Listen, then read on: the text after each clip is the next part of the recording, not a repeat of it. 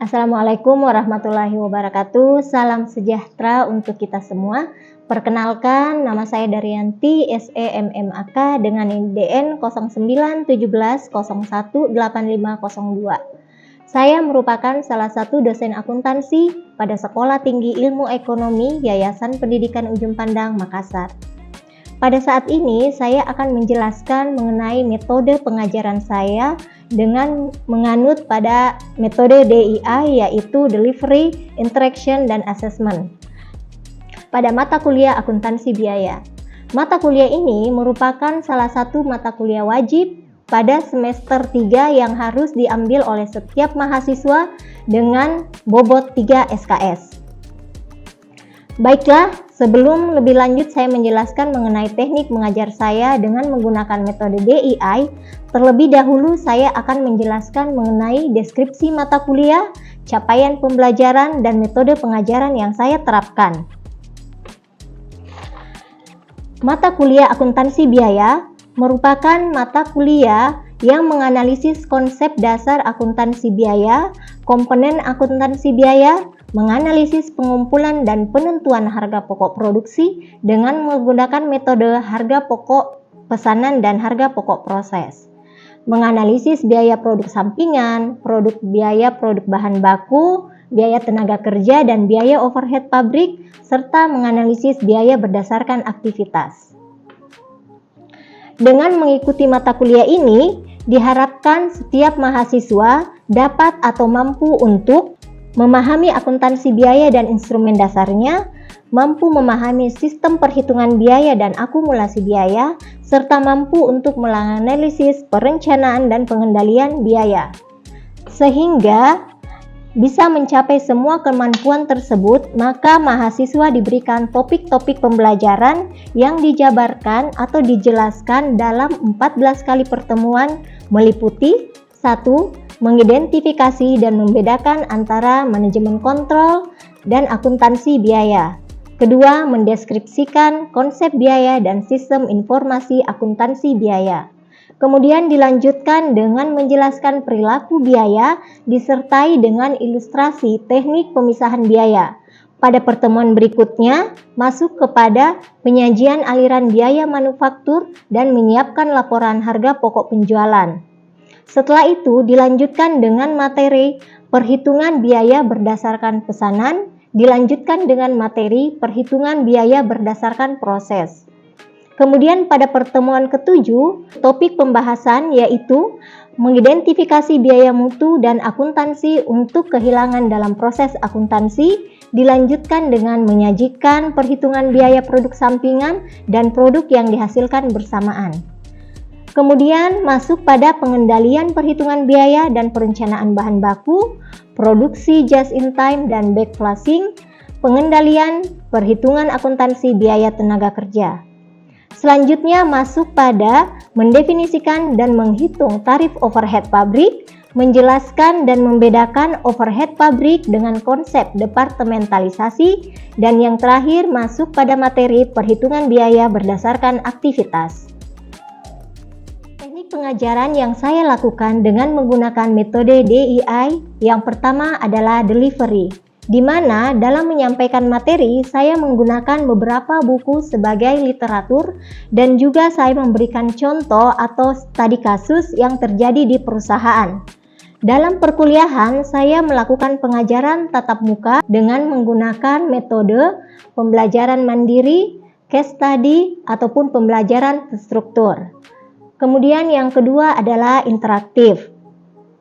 Di dalam kelas, saya selalu berusaha untuk memotivasi mahasiswa untuk bisa menyampaikan pendapatnya sendiri terkait pembelajaran yang terjadi di dalam kelas, baik dalam forum diskusi ataupun dalam aktif bertanya untuk setiap materi yang sedang dibahas, sehingga di dalam kelas itu terbentuk komunikasi dua arah antara dosen dan mahasiswa ataupun antara mahasiswa dengan mahasiswa, sehingga pada akhirnya akan tercipta suasana pembelajaran yang lebih hidup dan menyenangkan.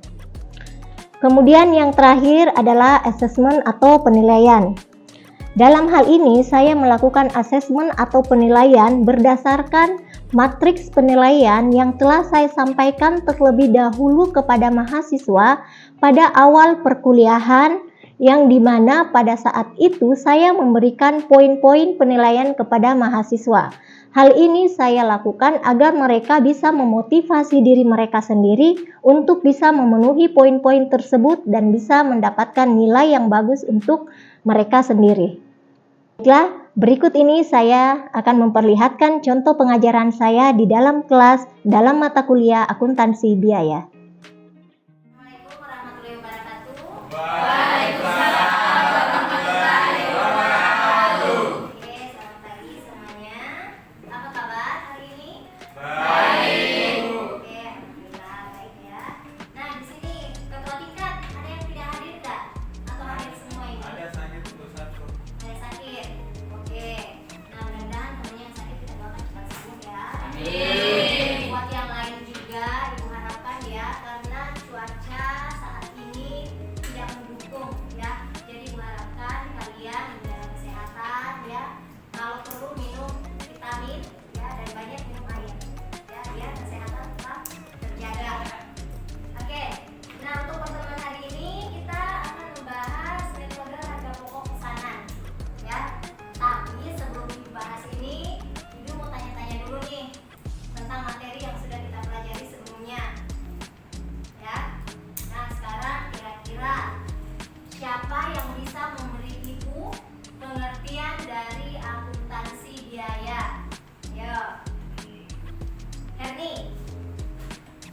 Akuntansi biaya adalah proses pencatatan, penggolongan, peringkasan, dan penyajian biaya, pembuatan dan penjualan produk atau jasa dengan cara-cara tertentu serta penafsiran terhadapnya. Oke, betul ya. Terima kasih atas pendapatnya. Nah, Ibu mau tanya lagi nih. Kalau tadi pengertian akuntansi biaya. Nah, sekarang kalau untuk klasifikasi biaya, apa yang dimaksud dengan klasifikasi biaya? Siapa yang bisa memberikan jawaban Ibu? Oke, Dika. Klasifikasi biaya atau penggolongan biaya adalah suatu proses pengelompokan biaya secara sistematis atas keseluruhan elemen biaya yang ada ke dalam golongan-golongan tertentu yang lebih ringkas untuk memberikan informasi. Oke, terima kasih ya atas jawabannya. Oke, boleh ya. Baik, terima kasih ya atas semua pendapat yang sudah kalian berikan di sini.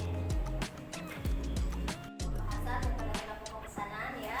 Nah, di sini ya ada pun pokok-pokok pembahasan yang akan kita bahas ya di pembelajaran hari ini, yaitu konsep pengumpulan biaya berdasarkan pesanan, kemudian manfaat informasi harga pokok pesanan, kemudian kartu pesanan bahan baku, tenaga kerja ya, dan BOP atau biaya overhead pabrik, dan yang terakhir adalah metode yang digunakan untuk menghitung harga pokok pesanan ya.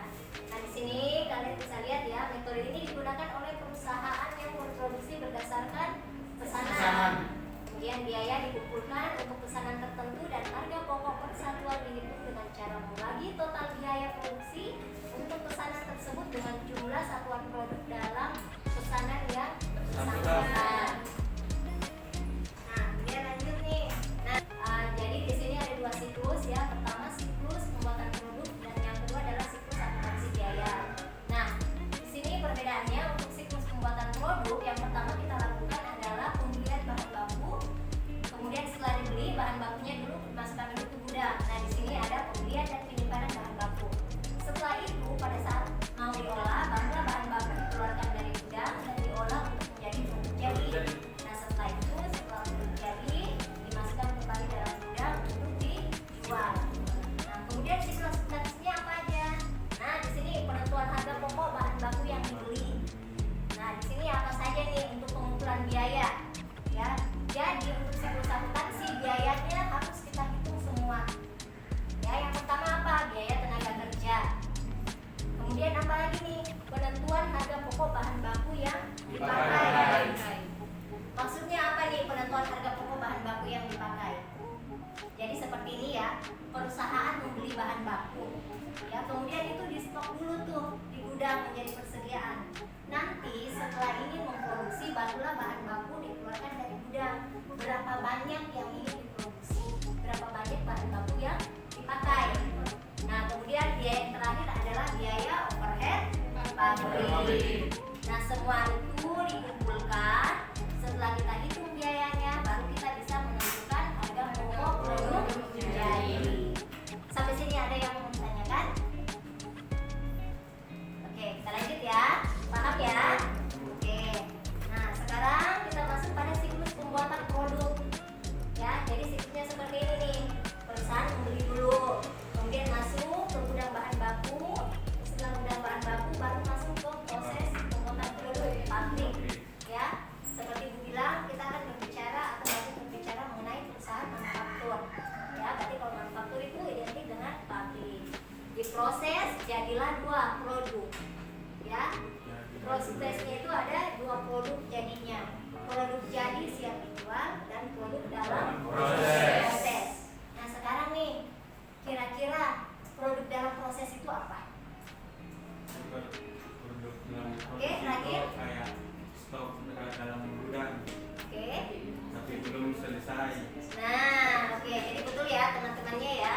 Jadi tadi dikatakan produk dalam proses itu apa? Nah, jadi produk dalam proses adalah produk yang belum siap dijual pada akhir periode kita membuat laporan keuangan atau laporan pengumpulan biaya. Boleh ya. Jadi dia belum jadi nih pada saat akhir periode. Beda dengan produk jadi. Kalau produk jadi adalah produk yang sudah siap Pasarkan. pasarkan atau sudah siap dijual ya. Oke, lanjut. Nah, di sini masuk kepada siklus akuntansi biaya. Nah, di sini ada nih penentuan harga pokok bahan baku yang dibeli. Kemudian ini kita beli nih harganya berapa. Setelah itu kita tentukan lagi apa bahan baku yang dipakai. Berapa bahan baku yang kita gunakan untuk proses produksinya, ya. Kemudian tenaga kerjanya masuk lagi, biaya overhead pabrik masuk. Setelah semuanya kita kumpulkan, baru kita bisa menentukan harga pokok produk jadi. Ya, jadi jangan sampai ada harga yang terlewatkan ketiganya ini, ya. Bahan baku, tenaga kerja, dan biaya overhead pabrik. Bilang, ya, dalam transaksi kita akan selalu membuat yang namanya jurnal. Ya, kalau ada jurnal berarti kita harus membuat yang namanya tulisan. Ya, jadi ini misalnya bahan bakunya apa? Misalnya kalau untuk mebel berarti kayu, ya, untuk pakaian berarti apa? Kain, ya. Kemudian ini untuk gaji dan upah, biaya overhead, digabungnya ada dua jadinya nih. Barang dalam proses kalau jadi pindah ke sini, kalau belum jadi dia tetap diatur barang dalam Proses. Ada yang mau ditanyakan? Oke, silakan. Jelaskan apa yang membedakan metode harga pokok pesanan dan metode harga pokok proses dilihat dari pengumpulan biaya produksinya, Bu. Oke, jadi kemarin nih kelihatan nih temannya nih baca RPS sebelum masuk kelas, ya. Nah, di sini oke, nggak apa-apa ya. Jadi kalau di RPS-nya tuh kan kita bahas dulu ini, ya, metode harga pokok pesanan. Nanti pertemuan berikutnya baru kita bahas metode harga pokok proses, ya. Tapi tidak apa-apa, dijelaskan di sini. Jadi yang membedakan metode harga pokok pesanan dan metode harga pokok proses adalah dari segi produksinya, ya. Kalau metode harga pokok pesanan itu kita tidak tiap atau tidak setiap waktu kita berproduksi. Kita bekerja hanya apabila ada pesanan, ya. Jadi tidak tiap waktu tuh. Kalau harga pokok proses tiap waktu kita berproduksi, ya. Contohnya apa? Makanan, ya kan? Menjual makanan itu tiap hari tuh berproduksi, ya kan? Tidak hanya nanti pesan baru produksi, nah seperti itu. Apalagi misalnya baju, pabrik-pabrik baju kan, nah itu setiap waktu mereka berproduksi, ya. Kalau pesanan contohnya apa? Undangan. Undangan. Nah, undangan. Jadi kalau undangan itu kan nanti ada pesan, banyaknya pesanan. Itu ya, jadi sudah paham bedanya? Oke, ada yang lain? Nah, di sini karakteristik metode harga pokok pesanan. Yang pertama nih, proses pengolahan produk terjadi secara terputus-putus. Ya, artinya nanti ada pesanan baru produksi. Kalau lagi tidak ada pesanan ya sudah, berarti tidak berproduksi. Ya. Kemudian produk yang dihasilkan sesuai dengan spesifikasi yang diminta pemesan. Ya, contohnya nih, kita ambil percetakan. Ya, jadi mereka pesan, oh saya mau nih bentuk undangan saya tebal, atau ukurannya berapa, warnanya apa, kemudian kertasnya mau tebalnya yang mana. Itu semua maksudnya di poin kedua ini, spesifikasi produk yang dihasilkan sesuai permintaan pemesan. Nah, yang ketiga nih, produksi ditujukan untuk memenuhi pesanan, bukan untuk persediaan di gudang. Ya, jadi kalau untuk metode harga pokok pesanan, berapa yang dipesan sama customer, itu yang kita produksi. Ya, tidak ada cerita bilang, oh pesannya 100, kita produksi 500, nanti kita stok di gudang. Nah, metode harga pokok pesanan tidak seperti itu. Ya, jadi produksi sesuai yang dipesan saja, karena kebanyakan metode harga pokok pesanan dia tidak menyediakan stok barang di gudang. Ya, kalaupun ada gudang itu hanya untuk stok bahan baku aja. Ya, kalau barang jadi nggak ada, karena langsung semua diambil oleh pemesan kalau sudah selesai. Nah, contoh nih apa? Tukang sepatu, ya, jahit, ya.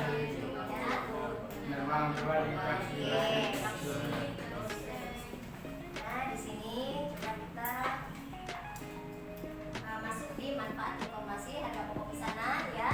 Di sini yang pertama, manfaatnya apa sih? Kenapa kita harus tahu nih? Kita harus menentukan harga pokok pesanan. Yang pertama, kita bisa menentukan harga jualnya berapa. Ya. Yang kedua, kita bisa menerima atau menolak pesanan tersebut. Ya kan? Dengan apa? Kenapa Ibu bilang kita bisa menerima atau menolak pesanan? Karena kita harus menyesuaikan dengan kondisi yang terjadi pada saat itu. Ya, jadi tidak harus nih tergantung kesepakatan kedua belah pihak. Ya, jadi kalau kedua belah pihak sudah sepakat, barulah bisa dimulai proses produksi. Yang ketiga, memantau realisasi biaya produksi. Ya, artinya kita bisa keluarkan ya, kita bisa tentukan nih sebenarnya biayanya berapa nih untuk pesanan ini, berapa biaya yang kita keluarkan.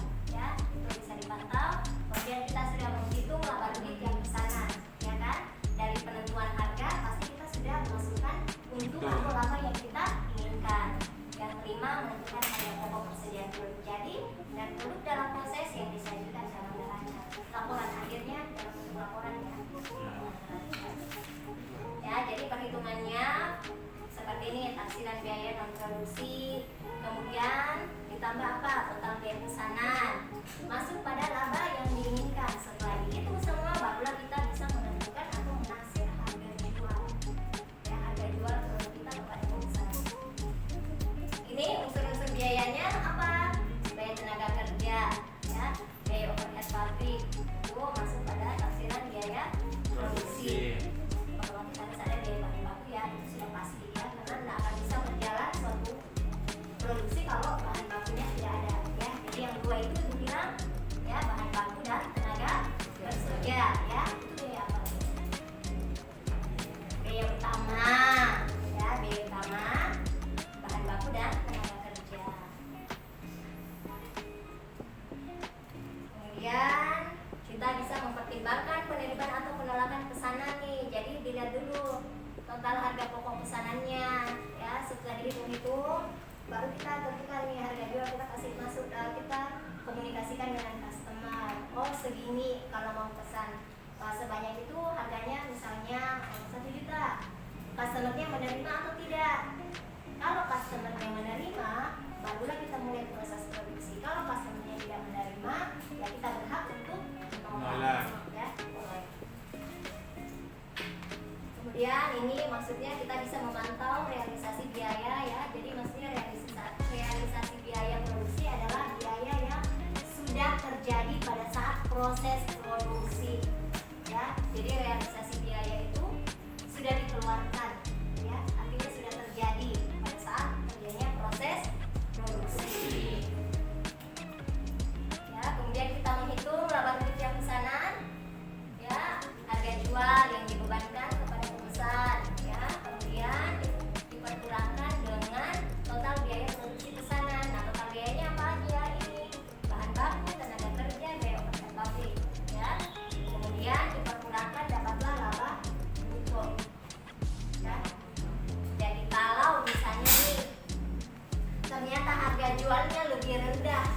daripada biaya yang dikeluarkan, hasilnya Rugi. ya, dalam artian biayanya lebih besar daripada harga jual. Ya, hubungan pengumpulan biaya, pengumpulan, ya, pembebanan biaya. Nah, di sini penggunaan biaya bisa objek produk 1, produk 2, ya. Jadi maksudnya ini dalam satu kali produksi, walaupun kita memproduksi berdasarkan pesanan, kita bisa tuh menjalankan misalnya 2 pemesan, kita bisa langsung satu kali produksi. Tetapi nanti biayanya yang kita bisa. Nah, itu boleh ya. Makanya di sini pembebanannya bisa ke produk 1, bisa ke produk 2, tergantung dari berapa pesanan yang kita terima. Ada yang bertanyakan atau masih bingung? Nah, di sini hubungan antar rekening ya. Nah, di sini bisa dilihat dokumen sumber berupa apa? Bukti transaksi. Ya. Misalnya kalau untuk percetakan itu ada nota, itu boleh.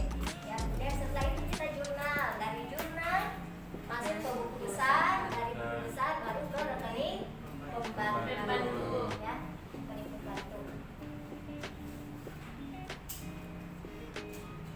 Ya, di sini bisa dilihat setiap kalau proses produksi berdasarkan pesanan ada yang namanya kartu harga pokok. Ya, itu kartu apa itu? Itu berisi catatan yang penting dalam metode harga pokok pesanan. Fungsinya sebagai rekening pembantu digunakan untuk mengumpulkan biaya produksi tiap pesanan. Apalagi fungsinya mengerjakan pesanan tertentu dan dicatat secara Rinci. ya, ada tanggal pesanan kapan dimulai kerjakan, kapan kemudian tanggal selesainya kapan, ya. Jadi semuanya terkontrol dari awal pengerjaan sampai pada akhir Iya. pengerjaan, ya. Berikut dengan biaya-biaya yang dikeluarkan. Ini contohnya ya. Nah, ini lagi contoh kartunya. Nah, seperti ini nih. Nomor pesanan berapa, siapa yang memesan, ya. Kemudian masuk kepada jurnal, ya. Yang namanya akuntansi kita tidak akan pernah lepas dari yang namanya jurnal, ya. Jadi untuk yang pertama apa? Biaya bahan baku, ya sudah. Berarti itu dulu nih yang kita olah nih, bahan baku, ya. Jadi yang pertama kita beli, seperti yang tadi biasa kan, kita beli dulu baru kita gunakan. Beli dulu, jurnalnya apa nih? Persediaan pada utang atau kas, ya. Kalau dia membeli secara kredit berarti muncul akun utang. Kalau tunai muncul akun kas, ya. Nah, kemudian pembelian bahan penolong, ya. Apalagi yang ketiga, setelah kita beli baru kita catat biaya bahan bakunya atau berapa yang kita pakai berikut dengan bahan penolong. Nah, sekarang biaya yang kedua apa? Setelah bahan baku, apa biaya yang kedua? Kerja. Ya. Jadi ingat ya, jangan lupa ini 3 biaya: bahan baku, tenaga kerja, dan BOP atau biaya operasional. Ya. Jadi biaya tenaga kerja dibagi 2 tahap juga nih. Dikumpulkan dulu data-data upah, kemudian penjabarannya kemana, baru pembayaran. Kemudian pembagian dan pembebanan biaya upah kepada masing-masing pekerjaan atau kepada masing-masing departemen. Boleh. Berapa karyawannya kita, berapa uang yang harus kita keluarkan untuk membayar gaji. Ya, ini dari seluruh departemen. Setelah ada, baru kita catat nih. Untuk departemen tenaga kerja berapa, departemen administrasi berapa, pemasaran berapa. Nah, ini bisa macam-macam, ya, tergantung dari perusahaannya. Semakin besar perusahaan, semakin banyak departemen yang mereka gunakan, dan semakin besar juga biaya gaji. Setelah itu yang terakhir adalah pembayaran biaya gaji dan upah. Ini jurnalnya paham atau tidak? Paham ya? Oke, kita lanjut. Yang ketiga adalah biaya overhead pabrik. Ya, nah ini kalau overhead pabrik nih biasanya ditentukan di depan. Ada tarif yang ditentukan di depan.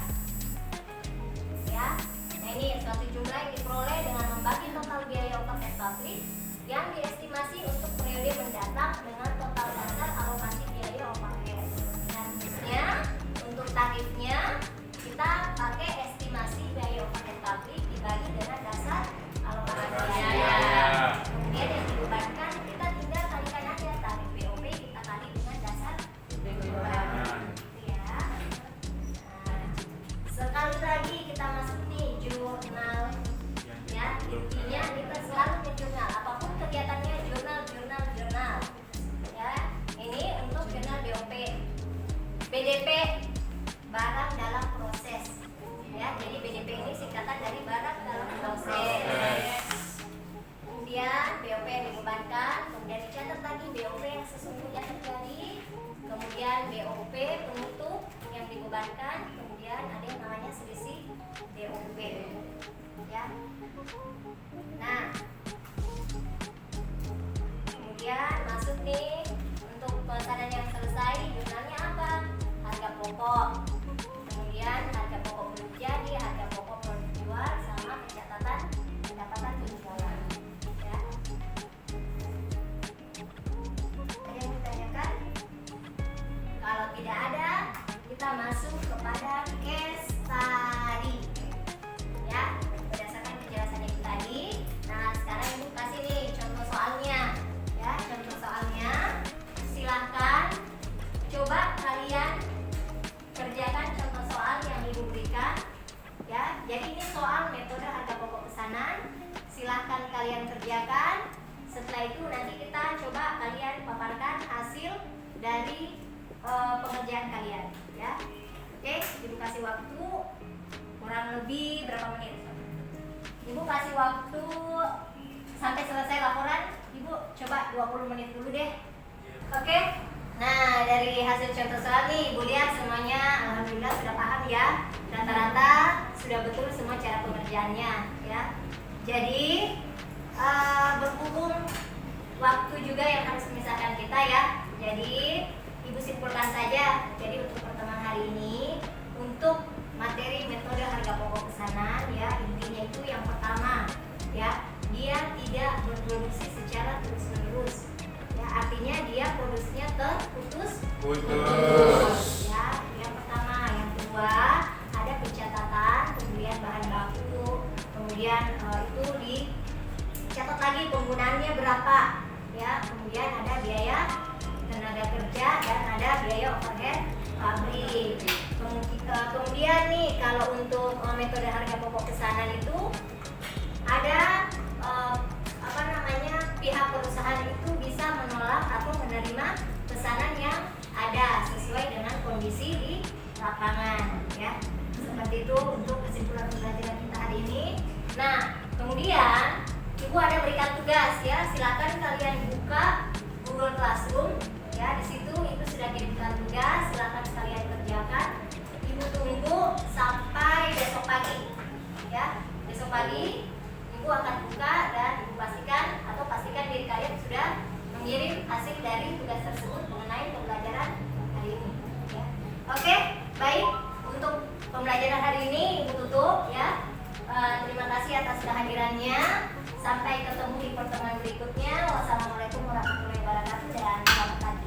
Waalaikumsalam warahmatullahi wabarakatuh. Baiklah, itulah tadi contoh pengajaran saya di dalam kelas. Semoga bisa bermanfaat dan bisa memberikan inspirasi untuk kita semua. Wassalamualaikum warahmatullahi wabarakatuh.